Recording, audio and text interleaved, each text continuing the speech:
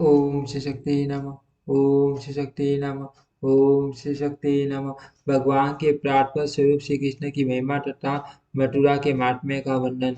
श्री महादेव जी ने कहा, देवी महर्षि वेद व्यास ने विष्णु भक्त महाराज अम्बरीश से जिस दृश्य का वर्णन किया था वही मैं आपको बतला रहा हूँ। एक समय की बात है, राजा अम्बरीश बद्रिकाश्रम में गए। वहाँ परम जितेंद्र महर्षि वेद व्यास विराजमान थे। राजा ने विष्णु धर्म को जानने की इच्छा से महर्षि को प्रणाम करके उनका स्तमन करते हुए कहा, भगवान आप ऋषियों से विरक्त हैं, मैं आपको बारंबार नमस्कार करता हूँ। प्रभु जो परम उद्रेक शून्य शांत है, जो सच्चिदानंद नंद नंद स्वरूप और परम ब्रह्म के नाम से प्रसिद्ध है, जिसे परम आकाश कहा गया है, जो इस भौतिक जड़ आकाश से सर्वथा विलक्षण है, जहाँ किसी रोग व्याधि व्याधि का प्रवेश नहीं है, तथा जिसका साक्षात्कार करके मुनिगण भव सागर से पार हो जाते हैं, उस अव्यक्त परमात्मा में मेरे मन की नित्य स्थिति कैसे हो।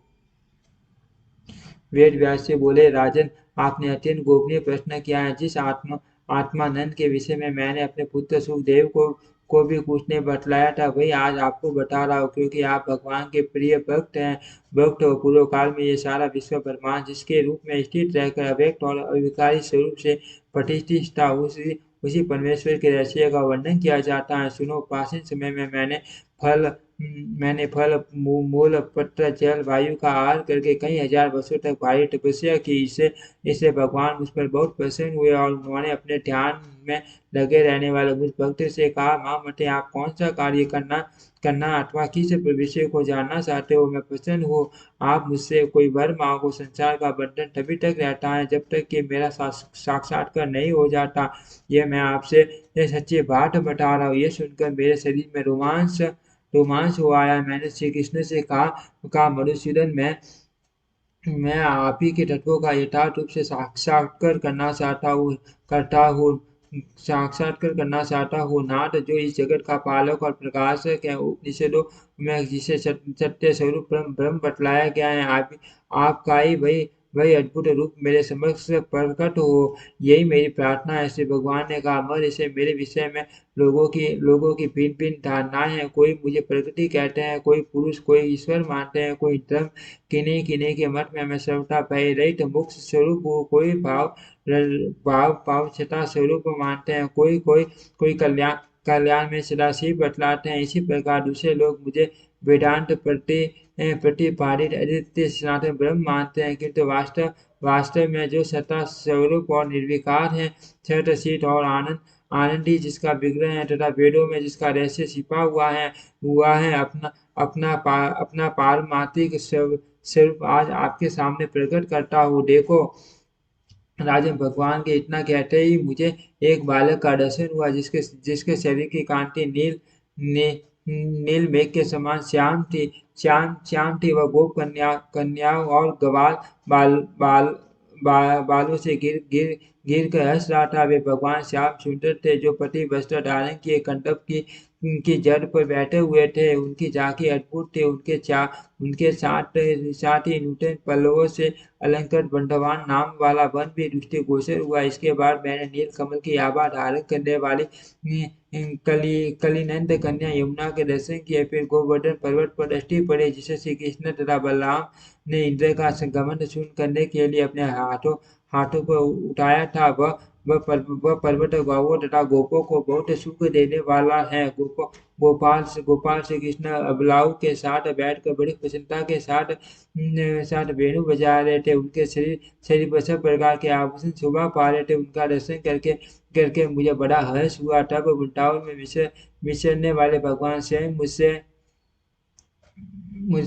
मुझसे कहा, मुने, आपने जो इस दिव्य सनातन रूप का दर्शन किया है, यही मेरा निष्कल निष्क्रिय शांत और सच्चिदानंद में पूर्ण विग्रह है। इस कमल लोचन स्वरूप से बढ़कर दूसरा कोई उत्कृष्ट तत्व नहीं है। वेद इसी स्वरूप का वर्णन करते हैं। यही कारणों का भी कारण है। यही सत्य परमानंद स्वरूप सच्चिदानंद घन सनातन और शिव तत्व है। आप मेरी इस मथुरापुरी को नित्य समझो। यह वृंदावन, यह यमुना, ये गोप कन्याएं तथा गवाल बाल सभी नित्य हैं। यहाँ जो मेरा अवतार हुआ है ये भी नित्य है, इसमें संशय नहीं न करना चाहिए। राधा मेरी सदा की प्रियतमा है। मैं सर्व के प्राटपर सर्व काम सर्वेश्वर तथा सर्वांग सर्वांग सर्वानंद में परमेश्वर हूँ।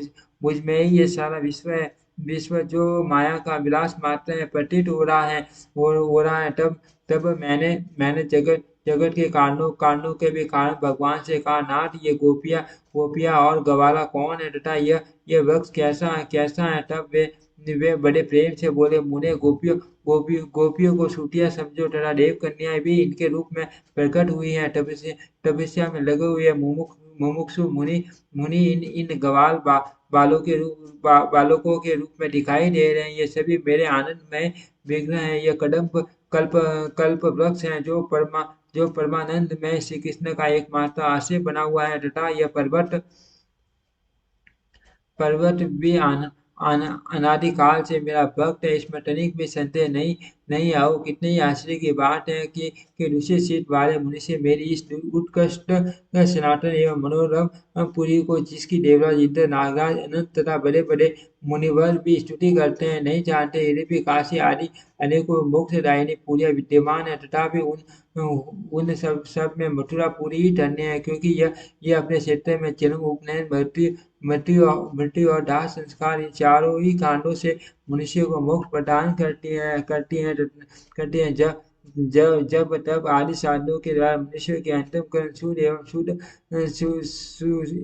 एवं शुभ संकल्प से युक्त हो जाते हैं और वे निरंतर ध्यान रूपी धन का संग्रह करने लगते हैं, तभी उन्हें मथुरा की प्राप्ति होती है। मथुरा वासी धन्य है, वे देवताओं के भी मान्य है। उनकी महिमा की गणना नहीं हो सकती। मथुरा वासियों के जो दोष है वे